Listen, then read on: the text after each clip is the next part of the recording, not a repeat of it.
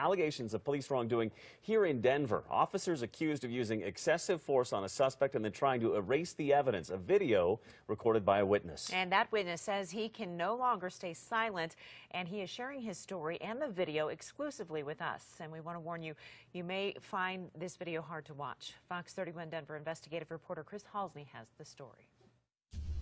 Police and witnesses do agree on one thing, that a suspected drug user had a white sock, and he stuffed it in his mouth just as narcotics agents were making an arrest here in this parking lot at 5th and Federal. What happened next and why it happened is now the subject of an incredible controversy. Get the drugs out! Get the drugs out! That's veteran Denver police officer Charles Jones IV smashing an unarmed suspect in the face 6 times. You can see the suspect's head bouncing off the pavement as a result of the force. These exclusive pictures taken inside an ambulance a short time later show some of the trauma caused by the blows. Get the drugs out! Levi Frazier was a bystander who videotaped the arrest on his tablet. I've never heard anything louder than that. And I used to cage fight for quite a while, and I've never seen punches harder than that. According to police reports obtained exclusively by Fox 31 Denver, Officer Jones's reported reasoning for the punches were twofold: trying to retrieve what he believed was a bag of heroin from the suspect's mouth, and fear that this green T-shirt wearing undercover narcotics officer's arm was injured, trapped beneath the suspect's body. You could inflict serious injury. Mark Carlson is a former Brighton police officer hired to analyze this videotape for the drug suspect's potential criminal case. I just don't see how either swallowing evidence or they're worried about him choking is justifying that degree of force. I mean, you're risking.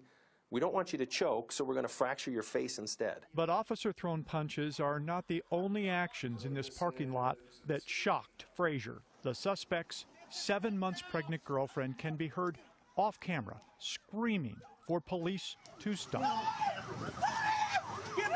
When she approaches the pile, Jones reaches out and trips her. The woman falls hard on her stomach and face. Officer Jones's reason for face-planting a pregnant woman? He thought she was going to kick him. Frazier didn't see it that way. She was just screaming like, "What are you doing? What are you doing? Let him go. Let him go. Stop hurting him. What are you doing?"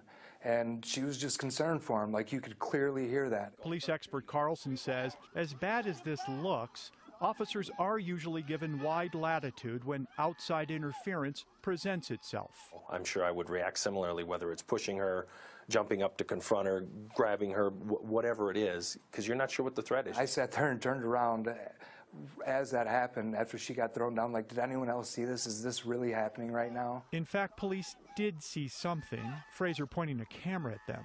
He tells Fox 31 Denver they threatened him with arrest, demanded he turn over all photos and videotape to them, then seized his tablet over his objections.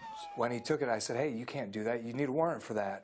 And he was like, "What program did you take the video with? Where is that?" Frazier says police ignored his objections and dug through his personal photos anyway. The first officer that comes up to ask me about my witness statement brings me to the police car and says, "We could do this the easy way, or we could do this the hard way." When they said we can do this the easy way or the hard way, how did you take that? It was taken as you can either cooperate and give us what we want, or we're going to incarcerate you. Official police reports don't even mention officers trying to view Frazier's videotape, let alone anything about seizing a tablet or erasing files. But listen, officers clearly knew he was recording.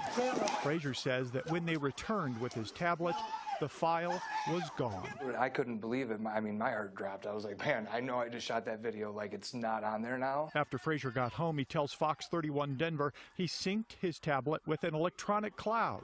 And within moments, the video file reappeared. Did you get a feeling that they wanted to see what you had in case it was evidence against their behavior? It was very well known that the video was shot and that things were done on the video that shouldn't be leaked out, that it would be bad for the reputations of police officers. Frazier's friends encouraged him to delete the clip, suspecting Denver police would figure out a way to jam him up. Frazier tells Fox 31 Denver he has faith that police commanders will do the right thing and target their next investigation toward cleaning up what appears to him to be a group of officers using excessive force.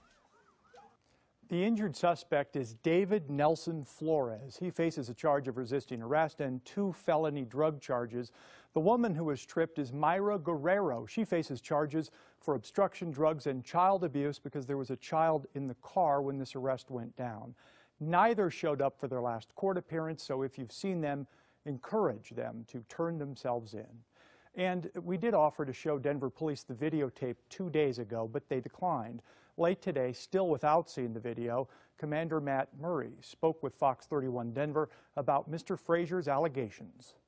We would love to talk with him. If he has further information, we want that information. And if there's misconduct, we will happily investigate that and report that to the community. This is about transparency, not cover up like you were intimating in your teaser. Now, we'll have more from the police department tomorrow as we continue to investigate the apparent discrepancies between what's on the videotape and what the police wrote in their reports before they knew the videotape existed. If there's one takeaway for the viewer here, I think it should be this. If you're out in public and you see something happening and it's in public, you can videotape it and nobody can do anything about that. You can videotape it and you don't have to listen to police when they say turn it over if they don't have a search warrant. Absolutely. All right, Chris, much more to come. Thank you.